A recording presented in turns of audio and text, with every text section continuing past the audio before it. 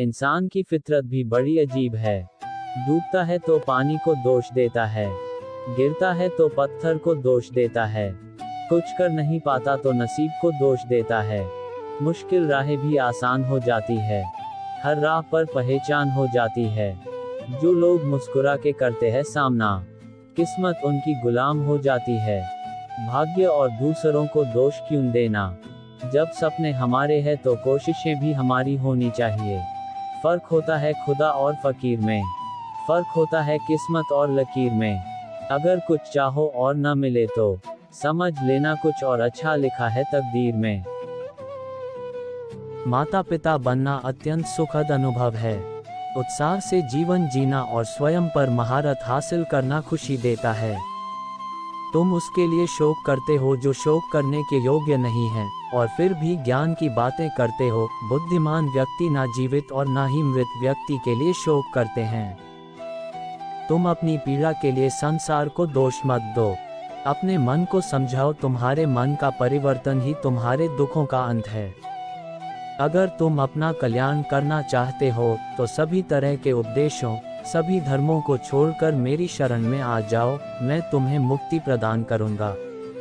सुख दुख का आना जाना सर्दी गर्मी के आने जाने के जैसा ही है, इसलिए इन्हें सहन करना सीखना ही उचित है। धर्म चाहे जो भी हो, अच्छे इंसान बनो। हिसाब हमारे कर्म का होगा, धर्म का नहीं।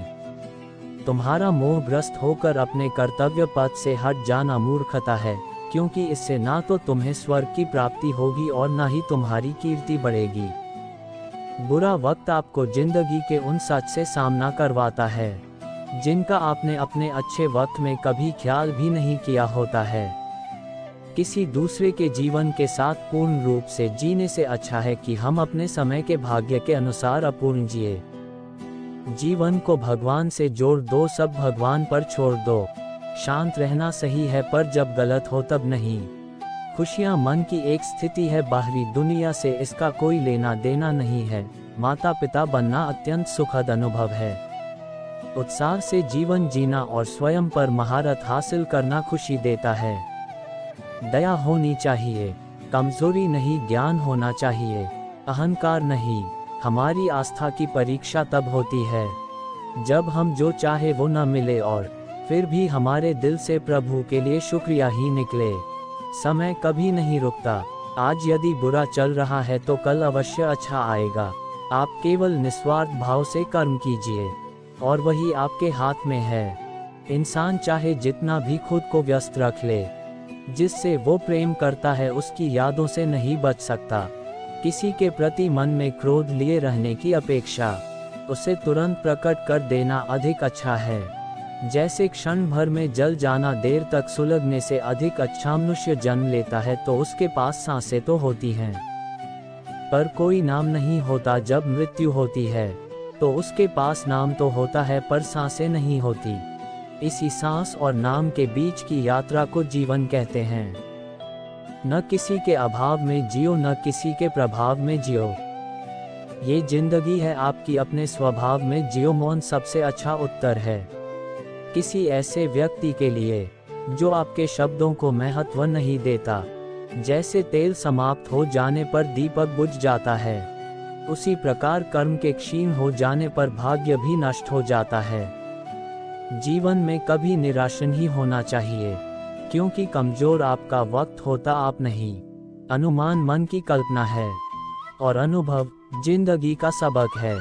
सच्ची खुशी तभी होती है जब आपकी सोच, कथन और कर्म में समानता। भगवान श्री कृष्ण जी कहते हैं कि हमें किसी से भी अंधा प्यार नहीं करना चाहिए।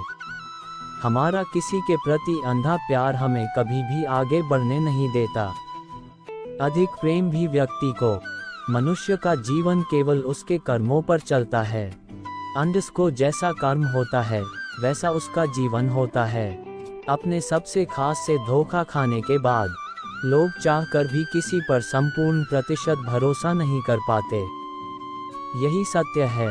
जिस व्यक्ति को खुद पर विश्वास और मन में श्री राम की आस हो, चाहे कैसी भी विपत्ति उसके निकट आए वह निष्क्रिय हो जाती है। उसका कोई असर व्यक्ति पर नहीं पड़ता। माया मनुष्य को जीवन भर भ्रम में डाले रखता है। जो माया के वास्तविक रूप को पहचान जाता है वह फिर परम सौभाग्य को प्राप्त हो जाता है। कोई कुछ भी बोला, स्वयं को शांत को रखो। धूप कितनी ही तेज हो, समुद्र सूखा नहीं करते। मन की गतिविधियों, होश, श्वास और भावनाओं के माध्यम से भगवान की शक्ति सदा तुम्हारे साथ है और तुम्हें बस लगातार एक साधन की तरह प्रयोग कर सके सभी कार्य कर रही है। दया होनी चाहिए, कमजोरी नहीं, ज्ञान होना चाहिए, अहंकार नहीं। उम्मीद करता हूँ ये वीडियो आपको अवश्य पसंद आया होगा। इस वीडियो ने आपको कितना मोटिवेट किया कृपया कमेंट के माध्यम से अवश्य बताएं। कृपया शेयर करें और जुड़े रहने के लिए सब्सक्राइब करें। धन्यवाद।